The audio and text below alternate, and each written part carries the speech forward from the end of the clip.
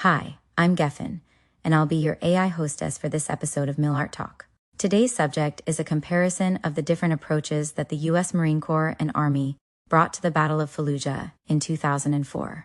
In late 2004, the Iraqi city of Fallujah became the focal point of one of the fiercest urban battles in recent American military history.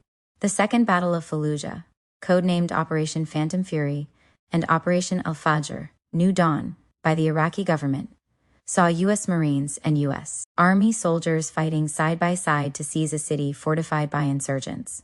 This battle has since been regarded as an exemplar of modern urban warfare, drawing comparisons to Vietnam's Battle of Hue for its intensity and close-quarters combat. It also marked the first time since the Vietnam War that U.S. forces engaged in sustained urban combat of this scale. The battle offers a valuable case study in the tactics and techniques employed by different branches of the U.S. military in an urban environment. This paper provides an academic analysis of those tactics, focusing on the contributions of the U.S. Marine Corps, USMC, and the U.S. Army during the November 2004 battle for Fallujah, and examines how their approaches differed. It explores the doctrinal, organizational, and cultural reasons behind those differences, and evaluates the role of supporting elements, particularly air power, special operations forces, armor, and engineers, in the outcome. The city of Fallujah, located in Iraq's western Al-Anbar province, had emerged as a stronghold of Sunni insurgent activity following the 2003 U.S.-led invasion of Iraq. By late 2004, Fallujah was firmly under the control of various insurgent groups, including Al-Qaeda in Iraq, which fortified the city in anticipation of a major U.S. attack. The First Battle of Fallujah in April 2004, launched in response to the killing and public mutilation of 4 American contractors, ended inconclusively. That initial Marine-led assault, known as Operation Vigilant Resolve, was halted due to political pressure from the interim Iraqi government and concern over civilian casualties. Control of the city was handed over to a provisional Fallujah brigade, which soon collapsed, ceding the city back to insurgent control. Over the following months, insurgents transformed Fallujah into a fortress. They dug trenches and tunnels, erected barricades, rigged buildings and roads with improvised explosive devices, IEDs, and prepared strongpoints. Intelligence estimated that 2,000 to 3,000 fighters were inside, including many foreign jihadists. The U.S.-led coalition and Iraqi authorities recognized that with national elections looming in January 2005, Fallujah could no longer be left as an insurgent sanctuary. Operation Phantom Fury began on the night of November 7, 2004. It was a joint offensive involving U.S. Marine Corps and Army units, supported by Iraqi and British forces.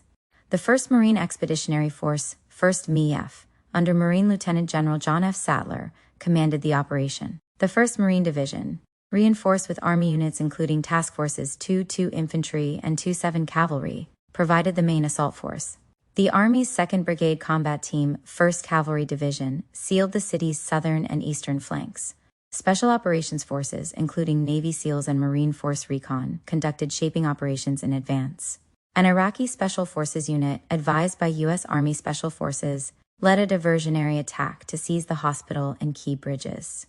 After these initial operations, the main assault commenced under the cover of precision strikes, including a heavy JDAM bombardment to breach the city's northern defensive berm. 1. The assault was spearheaded by 2 Marine Regimental Combat Teams, RCT-1 on the west and RCT-7 on the east, each supported by one of the Army's mechanized battalions. Under the cover of darkness, Marine and Army units breached the defenses and began fighting southward through Fallujah. Resistance was fierce. Insurgents used fortified positions, interconnected rat lines through homes, and pre-positioned explosives. Close-quarters battle dominated the operation. Despite stiff opposition, U.S. forces advanced methodically. By November 13th, organized resistance had collapsed in the north. By November 16th, most of the city was under coalition control, though isolated holdouts remained until December.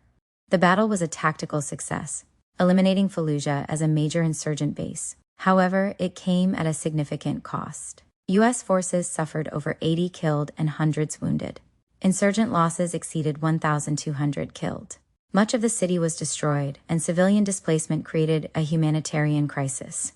Still, the operation was widely regarded as the most successful urban combat operation conducted by U.S. forces in the Iraq War. Marine Corps forces bore the brunt of the fighting in Fallujah, and were responsible for the overall conduct of the battle.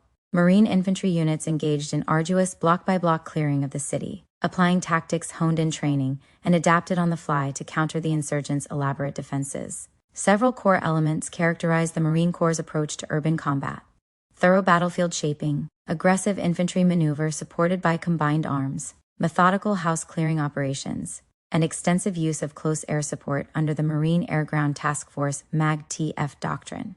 The Marines began with extensive planning based on intelligence preparation of the battlefield. Learning from the failed April 2004 assault, the Marines worked to isolate Fallujah politically and physically. They minimized political constraints by embedding journalists with units and preparing for humanitarian contingencies. Psychological operations and leaflets encouraged civilians to evacuate, reducing the number of non-combatants and enabling more aggressive use of firepower. Marine doctrine emphasizes the importance of isolating an urban area before an assault. In Fallujah, the city was completely encircled. To the north, Marine forces breached and sealed the primary ingress points. The Euphrates River flanked the west, with bridges controlled by U.S. forces. Army brigades and British units blocked the east and south. This comprehensive isolation trapped most insurgents and denied them reinforcements or escape. The Marines launched the assault with coordinated air and artillery strikes, including the use of J-dams to breach the northern railroad berm. Infantry battalions surged through the gaps in concert with Army mechanized units. Night vision and smoke screens aided maneuver. The assault was well rehearsed, ensuring coordination even under fire. The core of Marine tactics involved clearing every building. No structure was bypassed. Marines used grenades, room entry drills, and heavy breaching tools to fight through booby-trapped and barricaded spaces. They often mouse-holed through walls to avoid doorways and reduce exposure. When encountering stubborn resistance, they called on tanks or close air support to destroy enemy positions. This methodical clearing slowed their advance, but prevented insurgents from re-infiltrating areas already secured. It also reflected the Marine Corps' emphasis on holding and controlling ground. The Marines' integrated air and artillery assets were critical. Mortars, howitzers, and fixed-wing aircraft delivered responsive and precise fires. Forward air controllers operated closely with maneuver units. Marine aircraft dropped over 300 precision-guided bombs, while helicopters like the AH-1W Cobra provided overwatch and close-in attack capability. This seamless integration under MAG-TF doctrine meant that Marine units had consistent, tailored support without relying on external chains of command. Their ability to call for and direct fires rapidly gave them an advantage in urban environments where threats emerged unpredictably. Marine support units ensured continuous resupply of ammunition, water, and medical aid. Marines rotated frontline elements to allow brief rest, and logistics personnel were often drawn into perimeter defense and forward tasks. The expeditionary nature of the Marine Corps prepared its personnel for austere, high-intensity operations. The U.S. Army's role in the Second Battle of Fallujah complemented the Marine Corps' approach by leveraging mechanized firepower, speed, and shock effect. Army units brought heavily armored forces into the battle, including Abrams tanks, Bradley fighting vehicles, and engineer assets. Their tactics emphasized rapid penetration, selective building clearance, and integrated armor infantry operations. Army task forces, specifically Task Force 2-2 Infantry and Task Force 2-7 Cavalry, were embedded under Marine Regimental Command and became the spearhead for key sectors. Unlike the Marines' block-by-block clearing, Army units used Thunder Run-style tactics, rapidly advancing along major roads to disrupt enemy positions and seize key intersections. This method allowed them to penetrate deep into the city early in the operation, often bypassing some buildings and returning later to eliminate pockets of resistance. The shock effect of armored vehicles moving at speed demoralized and scattered insurgent defenders. Army doctrine stresses combined arms integration down to the platoon level. Infantry squads rode into battle aboard Bradleys and dismounted to clear buildings, while tanks and Bradleys provided overwatch and suppressive fire. Infantry protected armor from close-range threats like RPG teams, while armor suppressed enemy positions too strong for infantry to engage directly. This flexible pairing allowed Army units to adapt fluidly to evolving threats and maintain momentum without becoming bogged down in every structure. M1 Abrams tanks and Bradley fighting vehicles delivered overwhelming firepower. Tanks fired 120mm canister rounds and high-explosive shells at fortified buildings and enemy concentrations. Bradleys employed 25mm autocannons and tow missiles. In most cases, Army units relied on internal firepower rather than external artillery or air support, which streamlined response time in the fast-paced urban battle. When buildings could not be cleared quickly or safely, tanks engaged them directly with main guns, often leveling entire structures to eliminate threats. 3. Unlike the Marines, Army units did not attempt to clear every structure in their path. Instead, they prioritized securing routes and suppressing or bypassing threats. This method preserved operational momentum, but created challenges for follow-on forces, which sometimes faced insurgents reoccupying bypassed areas. Nevertheless, this approach allowed Army units to reach deep objectives quickly, disrupt enemy command and control, and maintain pressure throughout the city. Army engineers played a vital role in supporting armored columns. They breached barricades, cleared IEDs, and opened movement corridors through rubble. Combat bulldozers and explosive breaching tools enabled tanks to access narrow city lanes and fortified compounds. Mobility was a central component of Army tactics, enabling them to adapt quickly and outmaneuver defenders. While Army units emphasized armor and maneuver, their infantry also engaged in intense close-quarters battles. Soldiers adapted quickly to the realities of house clearing, using tactics similar to the Marines when necessary. Staff Sergeant David Bellavia, a Medal of Honor recipient, became emblematic of this gritty close-quarters fight when he single-handedly cleared a house of insurgents in Fallujah. The contrasting approaches taken by the U.S. Marine Corps and the U.S. Army during the Battle of Fallujah illustrate the influence of doctrine, force structure, and institutional culture on tactical decision-making. While both services ultimately achieved their objectives, their differing methods highlight complementary strengths and potential friction points in joint urban operations. The Marines prioritized thorough, deliberate clearing operations. Their doctrine emphasized holding ground, securing cleared areas, and minimizing the chance of enemy re-infiltration. Every building was treated as a potential threat, and most were cleared systematically before moving forward. The Army, by contrast, pursued tempo. With superior mobility and protection from tanks and Bradleys, Army units advanced rapidly along key routes, bypassing some resistance to maintain momentum. Their focus was on deep penetration and disruption of enemy defenses, trusting that follow-on forces would address bypass threats. This contrast created coordination challenges during the early phases of the battle. In some cases, Army units pushed well ahead of Marine forces, potentially exposing flanks or leaving rear areas unsecured. However, once both services adjusted their expectations and communication improved, the differences became assets rather than liabilities. The Army's internal firepower, organic tanks, infantry fighting vehicles, and heavy weapons, gave its units tremendous shock effect and self-sufficiency. Army commanders did not rely heavily on external support and could respond to threats almost instantly with direct fires.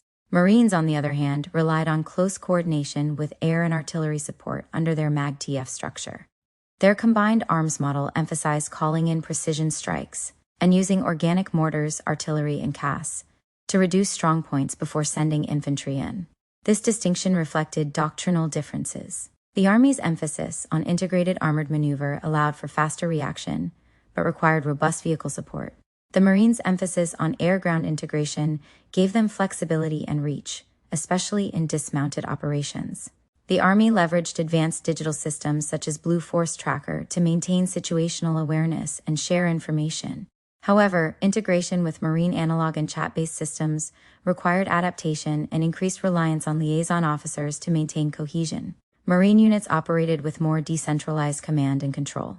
Company and platoon leaders were empowered to make tactical decisions quickly and relied on embedded fire support teams for coordination. Their flexibility and small unit autonomy allowed them to react nimbly within their zones.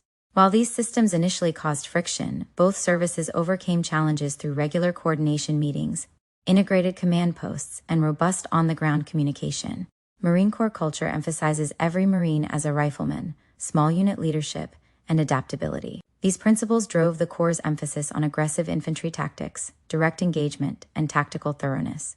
Their institutional mindset supported close-quarters combat and deep familiarity with infantry-centric warfare. The Army's institutional culture values combined arms warfare, structured operations, and technological integration. Army units brought advanced logistics, engineering, and digital planning tools to the fight.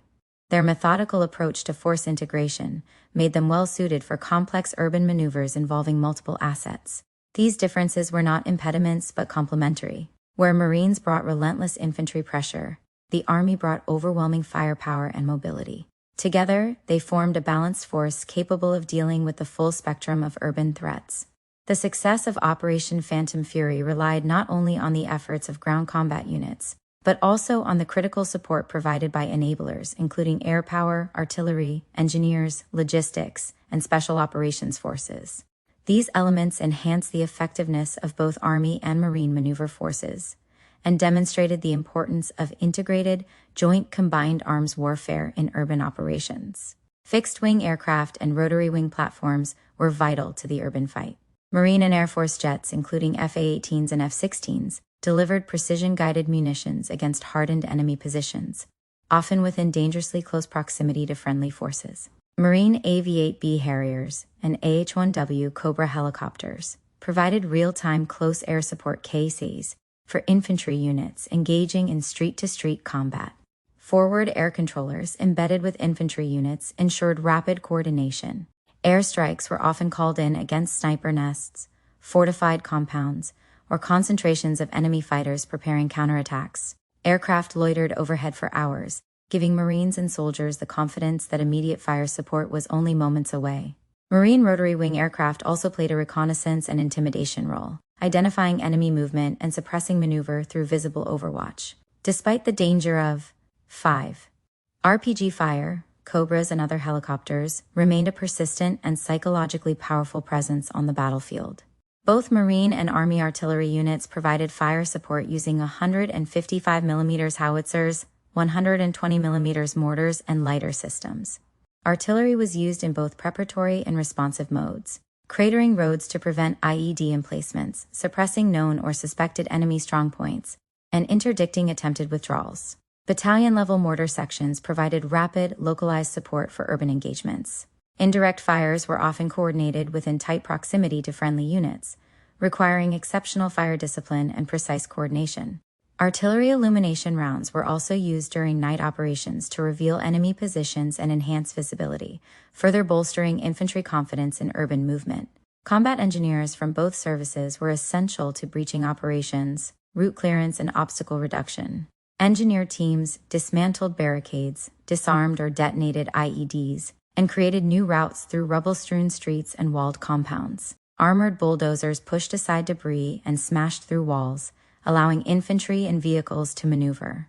They were also instrumental in securing infrastructure, such as bridges, tunnels, and intersections, and ensuring safe movement for follow-on units and logistics convoys. In urban combat, the pace and survivability of maneuver forces are often dictated by engineer support. In Fallujah, their contributions proved indispensable. Logistical support enabled sustained combat operations over 3 weeks of intense fighting. Ammunition resupply was especially demanding. Both Army and Marine units expended enormous quantities of small arms, heavy weapons, and explosive munitions. Water, food, and fuel deliveries had to navigate contested roads, often under fire. Medical evacuation teams, many mounted in armored vehicles, operated under dangerous conditions to extract wounded from narrow streets and house interiors. Casualty evacuation was rapid and life-saving, contributing to the relatively high survival rates among U.S. personnel. Marine and Army logistics personnel often served dual roles, delivering supplies by day and defending perimeters or manning security posts by night. Their resilience and adaptability under pressure were critical to maintaining combat effectiveness. Special Operations Forces elements conducted shaping operations and high-value target raids before and during the main assault. Navy SEALs, Army Special Forces, and Marine Force recon teams conducted reconnaissance, sniper overwatch, and direct action missions to clear strongpoints or eliminate enemy leadership. Their ability to operate independently and provide precise intelligence helped commanders plan routes, identify strongholds, and adapt to the evolving tactical picture. Some units provided overwatch during the early stages of the assault, protecting infantry units as they advanced under the cover of darkness. The integration of SOF with conventional forces exemplified joint force synergy. Their missions degraded enemy command and control and helped speed the collapse of insurgent cohesion during the main battle. The Second Battle of Fallujah represents a defining moment in the evolution of modern urban warfare.